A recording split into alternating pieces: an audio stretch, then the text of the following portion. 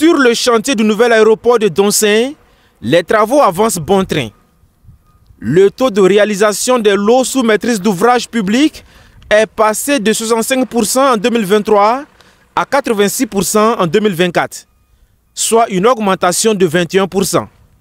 Ces réalisations concernent entre autres la tour de contrôle, les chaussées aéronautiques, le bâtiment des sapeurs-pompiers, ainsi que celui de la technique et de l'administration qui sont en cours de finition. L'aéroport de Doncin sera aussi opérationnel en 2025, en fin 2025. À travers le premier vol, les infrastructures opérationnelles et administratives sont à un taux de réalisation de 86%. L'information est donnée par le directeur général de la maîtrise d'ouvrage. Il était en visite sur le chantier hier mardi. Le point avec Gérard Sommet et Karim Bichenga. Aéroport international de Ouagadougou-Doncin. Le directeur général de la maîtrise d'ouvrage constate l'évolution du chantier en compagnie de professionnels de médias. Tous les acteurs s'activent pour le vol inaugural en fin 2025. La réalisation des infrastructures sous maîtrise d'ouvrage public a le taux d'avancement le plus satisfaisant. Les infrastructures sous maîtrise d'ouvrage public sont globalement à 86% de mise en œuvre. Elles concernent essentiellement les chaussées aéronautiques, la piste d'atterrissage, les parkings avions, l'assainissement côté piste et côté ville, les bâtiments techniques, essentiellement les bâtiments de la SECNA, les bâtiments administratifs, c'est-à-dire les bâtiments de l'ANAC, de la police, de la douane et les bâtiments du centre médical. Les infrastructures sous maîtrise d'ouvrage privés sont en attente de démarrage. C'est le volet dont la convention de réalisation a été résiliée depuis août 2023. Après la résiliation, la maîtrise d'ouvrage de l'aéroport se réorganise et prend en compte la nouvelle vision du gouvernement. La capacité d'accueil passe de 7 gros porteurs à 11 gros porteurs, soit 22 porteurs moyens. La piste d'atterrissage est de 3500 mètres, extensible à 4000 mètres.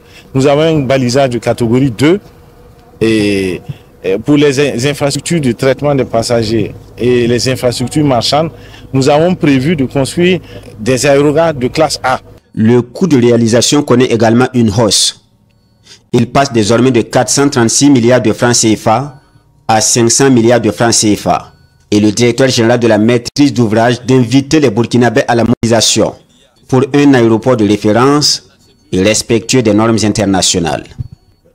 Les infrastructures sous maîtrise d'ouvrage privé, c'est celle qui était l'objet de la convention avec un partenaire extérieur, et convention qui a été dénoncée parce que de façon notoire, elle était au désavantage du Burkina Faso.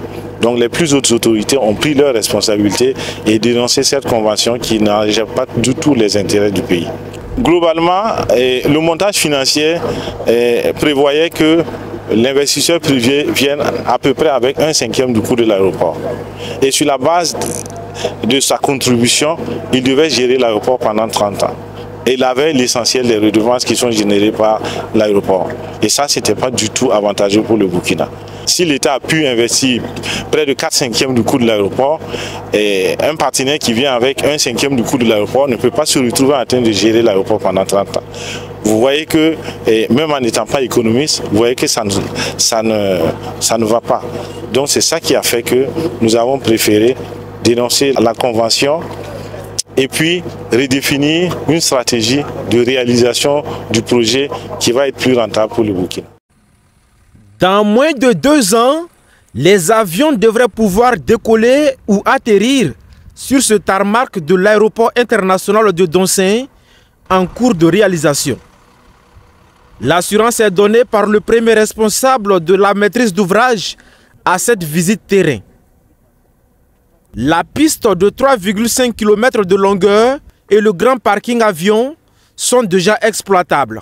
On est en train de travailler pour que le parking avion puisse accueillir 11 gros porteurs. Donc les avions de côte E, soit 22 porteurs moyens. Voilà les avions de côte C.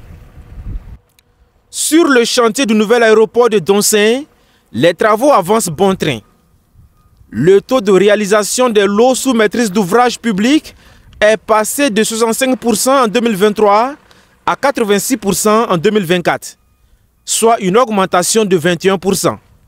Ces réalisations concernent entre autres la tour de contrôle, les chaussées aéronautiques, le bâtiment des sapeurs-pompiers, ainsi que celui de la technique et de l'administration qui sont en cours de finition.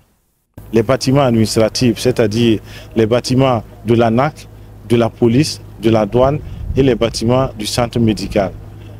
Donc ces infrastructures comprennent également les infrastructures de la base militaire. Globalement, ces infrastructures sont à 86% de mise en œuvre. Quant aux travaux de réalisation des infrastructures de traitement des passagers et du fret, eux, ils n'ont toujours pas démarré. L'exécutif est en attente de nouveaux partenaires suite à la résiliation de la convention de concession entre le Burkina Faso et le consortium méridien.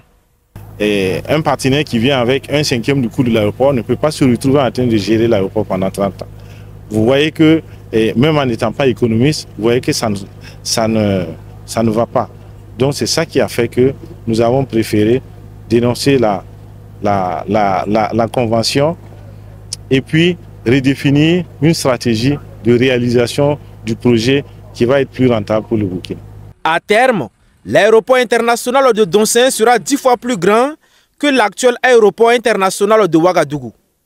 Sa réalisation vise à faire du Burkina Faso le hub aéroportuaire sous-régional. Nous avons souhaité, avec nos partenaires, que un hôtel et un centre commercial soient construits à proximité de l'aérogare et soient directement accessibles aux passagers qui sont en transit.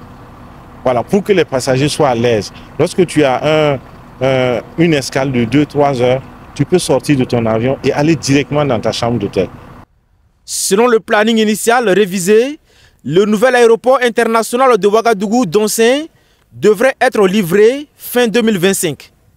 Il va coûter environ 500 milliards de francs.